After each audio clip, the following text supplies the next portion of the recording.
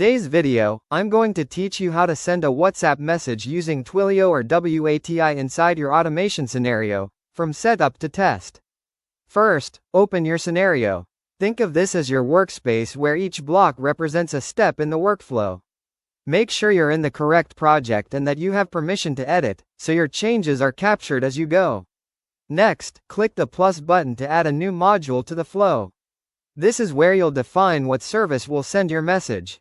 In the search bar, type WhatsApp, Twilio, or WATI. These providers enable WhatsApp messaging through approved APIs. Choose the option that matches your provider and your account setup. If you aren't sure which one to pick, use the same provider you already use for messaging or the one your team has provisioned.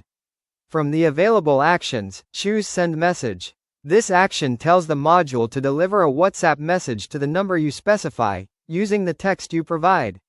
Now click Add Connection. This is how you link your scenario to your messaging provider securely. A window will open asking you to authenticate. Enter your API credentials. Use the credentials issued by your provider, and keep them secure. Copy and paste them carefully, double-checking for extra spaces. Provider offers different environments. Be sure you're using the correct one for testing or production, depending on your goal today. Set the phone number you want to message. Use the full international format with the country code, and avoid dashes or spaces if your provider requires E.164 formatting. Make sure the recipient has opted in to receive WhatsApp messages, and that your number is registered and approved to send on WhatsApp. Enter your message. Keep it clear and concise.